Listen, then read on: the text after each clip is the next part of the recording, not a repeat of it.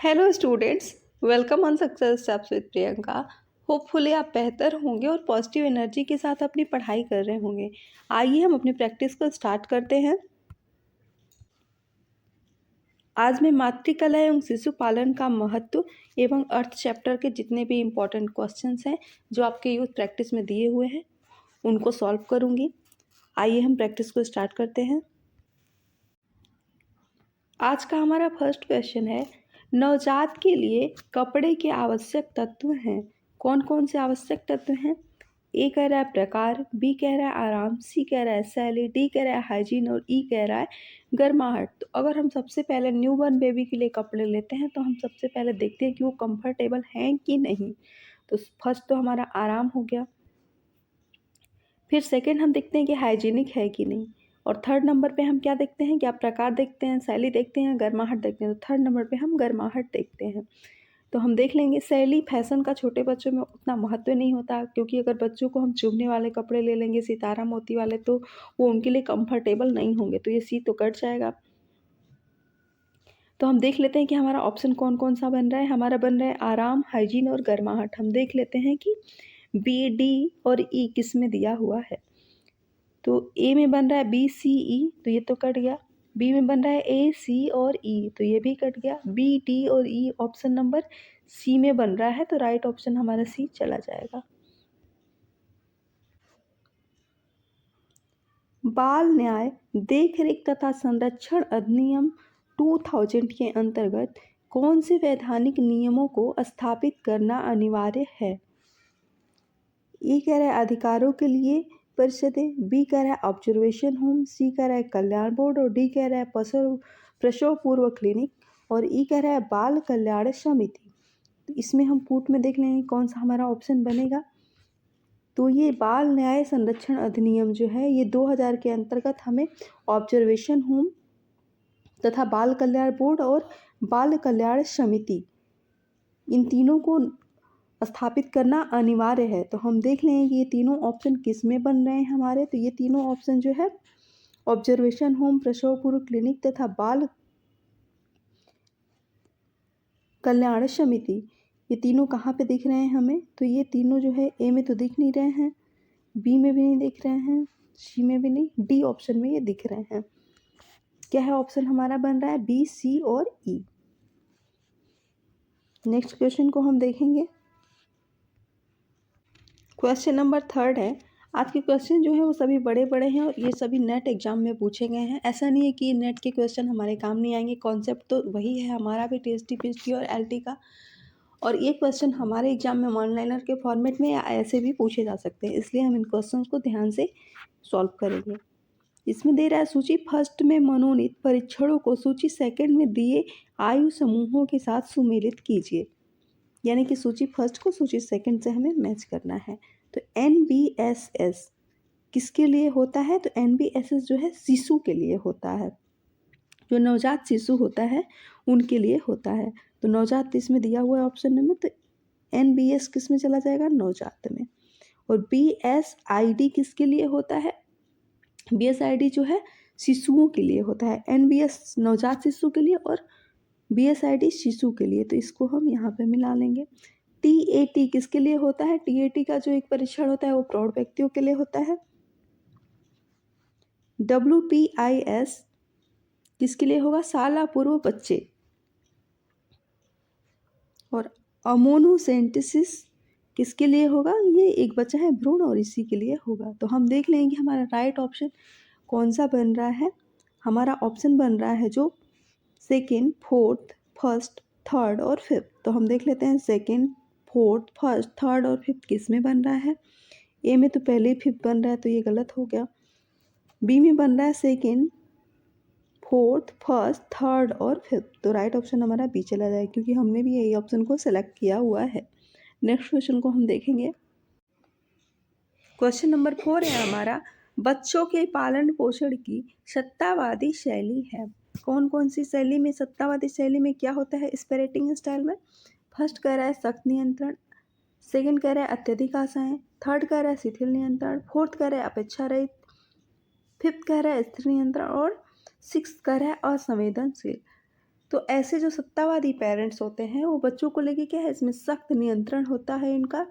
Second, अत्यधिक आशाएं भी होती हैं इनका बच्चों से। शिथिल नियंत्रण नहीं होता है, अपेक्षा रहित भी नहीं होते, स्थिर नियंत्रण भी नहीं होता, असंवेदनशील ये होते हैं बच्चों को लेके, असंवेदनशील होते हैं। तो हमारा ऑप्शन बन रहा है फर्स्ट, सेकेंड और सिक्स्थ। तो हम देख लेते हैं कि पहला, दूसरा और छठवां किस में बन रहा है। पहले में बन रहा है पहला, तीसरा बन रहा है तो ये कट गया। दूसरे में बन रहा है तीसरा, दूसरा, हमारा तो पहला बना है तो ये भी कट गया। सी में भी पहले नंबर पे पांचवा है तो ये भी कट गया। डी में पहला, दूसरा और छठा दिया हुआ है तो राइट ऑप्शन हमारा डी चला जाएगा। नेक्स्ट क्वेश्चन की तरफ हम मूव करेंगे। बच्चों के जीने के अधिकार में शामिल है, क्या शामिल है? जन्म और पंजीकरण का अधिकार। सेकंड कह रहा है अव्यक्ति का अधिकार। थर्ड कह रहा है स्वास्थ्य एवं पोषण का अधिकार। फोर्थ कह रहा है सहभागिता का अधिकार। तो बच्चों के जीने के अधिकार में दो अधिकार इसमें से शामिल है। पहला जो है बच्चों के जो है जन्म और पंजीकरण का अधिकार यानी कि right to birth and registration, और सेकंड है स्वास्थ्य एवं पोषण का अधिकार यानी कि right to health and nutrition. तो हमारा ऑप्शन कौन सा बन रहा है? हमारा पहला ही दिया है जन्म और पंजीकरण का अधिकार, तो ये तो सही है। और व्यक्ति का अधिकार, स्वस्थ एवं पोषण का अधिकार, सहभागिता का अधिकार, तो स्वस्थ एवं पोषण का अधिकार भी सही है। ये दोनों नहीं है इसमें बच्चों के जीवन जीने के अधिकार में शामिल। तो हमारा दूसरा और पहला और तीसरा हमारा ऑप्शन बन रहा है। तो हम देख लेंगे पहला और तीसरा किस में है। फर्स्ट में नहीं है, बी ऑप्शन में है पहला और तीसरा, राइट ऑप्शन हमारा बी चला जाएगा। नेक्स्ट क्वेश्चन को हम देखेंगे। जिस बच्चे का परित्याग कर दिया गया है उसके पुनर्वास के लिए किए जाने वाली आवश्यक क्रियाओं के क्रम को व्यवस्थित कीजिए। पहला है पुनर्बहाली प्रक्रिया प्रारंभ करना। सेकंड कह रहा है एफआईआर दर्ज करवाना। थर्ड है सीडब्ल्यूसी के सम्मुख बच्चे को प्रस्तुत करना। चौथा है बाल गृह में भर्ती करवाना। और फिफ्थ कह रहा है जब बच्चा कानूनी रूप से मुक्त हो तब गोद लेना।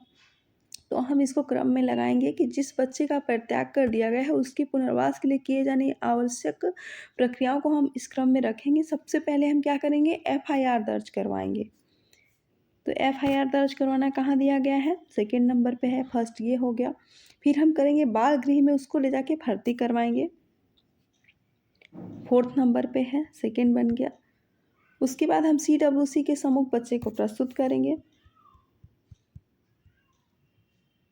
फिर पुनर्बहाली प्रक्रिया प्रारंभ करेंगे और फिर जब बच्चा कानूनी रूप से मुक्त हो जाएगा तब हम उसे गोद ले लेंगे। तो चौथे नंबर पे ये हो जाएगा और पांचवें पे ये हो जाएगा।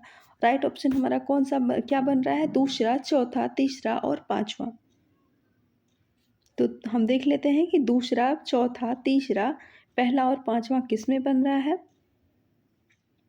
तो हमारा फर्स्ट ऑप्शन में ही दूसरा, चौथा, तीसरा, पहला और पांचवा बन रहा है। तो राइट ऑप्शन हमारा ए चला जाएगा।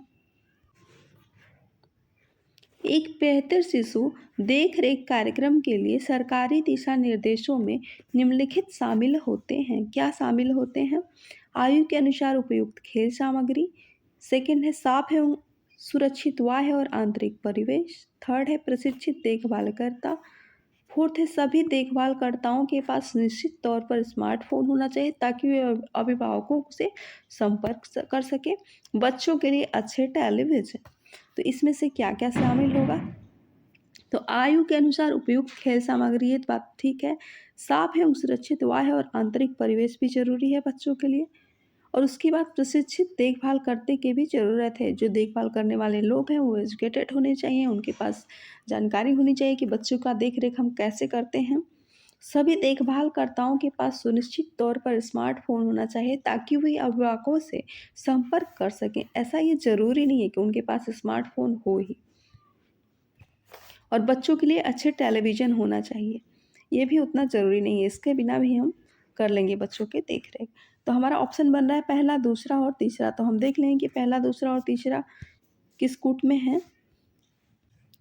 इसका कूट लगाना मैं भूल गई हूँ, तो आप लोग इसको मिला लेंगे कि पहला, दूसरा और तीसरा ही होगा हमारा आंसर। जिस ऑप्शन में पहला, दूसरा और तीसरा होगा वो हमारा ऑप्शन सही हो जाएगा, बाकी ये दोनों बातें सही नहीं है। नेक्स्ट क्वेश्चन की तरफ हम मूव करेंगे।